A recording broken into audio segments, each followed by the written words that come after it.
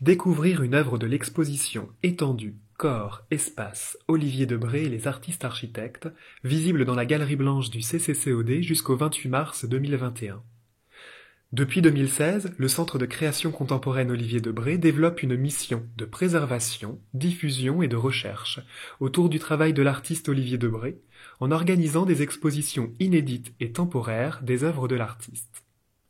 Malgré de nombreux voyages à travers le monde, Olivier Debré reviendra souvent peindre auprès de la Loire, à Vernoux-sur-Brenne, près de Tours, dans la propriété des Madères, où il avait aménagé l'un de ses ateliers. Organisé dans le cadre du centenaire de la naissance de l'artiste, né en 1920 et décédé en 1999, l'exposition collective révèle une facette de son travail peu présentée, l'architecture. En lien avec la notion architecturale de structure, 3 directions ont été extraites du travail d'Olivier Debré: l'étendue, le corps et l'espace, pour sélectionner une centaine d'œuvres d'artistes architectes et d'architectes artistes.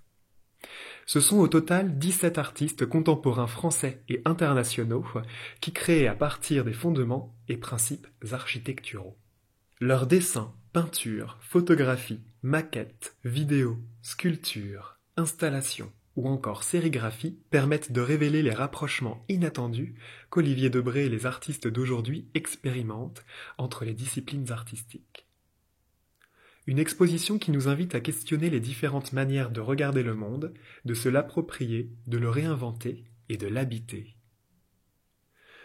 Parler d'une série de dessins d'architecture réalisés par Olivier Debré. À l'âge de 17 ans, Olivier Debré décide de s'inscrire à l'École des Beaux-Arts de Paris dans la section architecture, dirigée par son oncle Jacques Debat-Pensant. Il fréquente en parallèle l'atelier de Le Corbusier.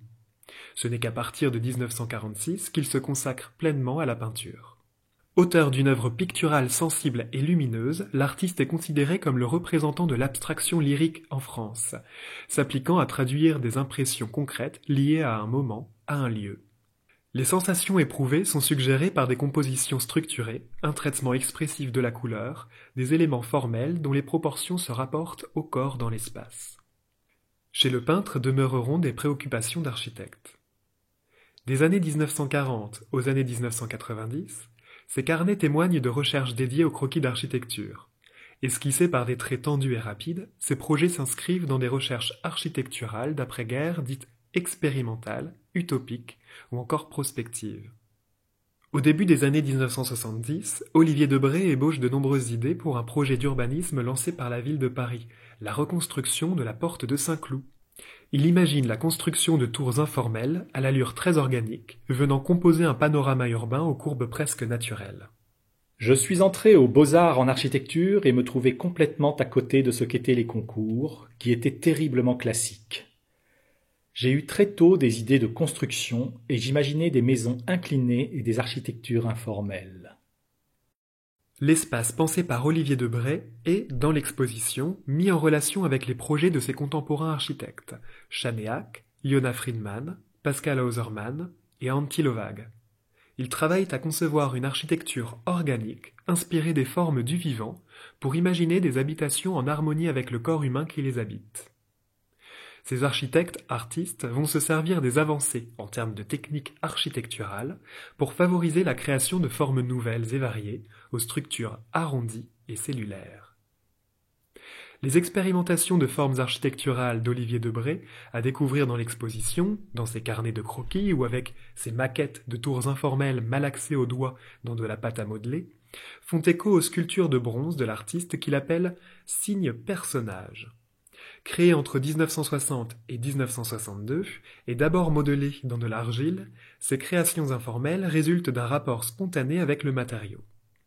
Les empreintes de doigts restent visibles, de même que celles de textures de matériaux, faisant apparaître l'acte de création. Après la structuration géométrique, il faut retrouver l'informel de la vie. Après le cube répétitif, la souplesse évolutive. Après la structuration géométrique, les lois vivantes.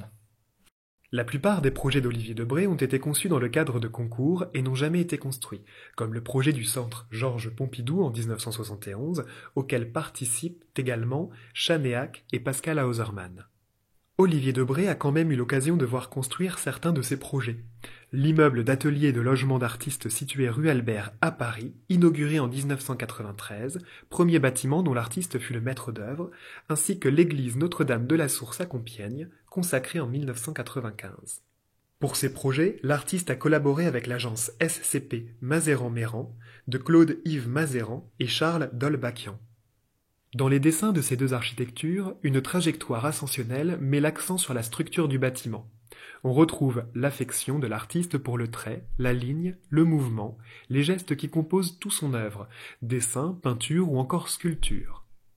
L'espace de ces deux architectures se rapporte à une autre notion importante dans le travail de l'artiste, la structuration par la lumière et la couleur. Nous remarquons qu'Olivier Debré ne faisait aucune différence entre un projet pictural et un projet architectural, l'un et l'autre s'enrichissant toujours réciproquement. Cette interpénétration des arts est visible dans ses croquis et maquettes, mêlant techniques et matériaux variés. Ainsi, dans sa démarche de création, toutes les disciplines artistiques sont mises au même plan. Tout comme ses contemporains, Chanéac, Friedman, Hausermann et Lovag, Olivier Debré accorde à la maquette un statut particulier. Il ne s'agit pas d'un simple modèle réduit, ébauche d'une construction à l'échelle 1. La maquette devient un objet de création, une œuvre d'art, permettant à l'artiste d'expérimenter les matériaux, les formes, structures, ainsi que la construction et la modélisation de l'espace. L'étendue, le corps, l'espace, autant de champs d'expérimentation à questionner dans l'exposition jusqu'au 28 mars 2021, dans la Galerie Blanche du CCCOD. Pour aller plus loin, en clin d'œil à l'exposition, vous pouvez regarder cette vidéo réalisée par le CCCOD, Introduction à l'exposition, commentée par Isabelle Reyer et Marine Rochard, commissaires de cette exposition.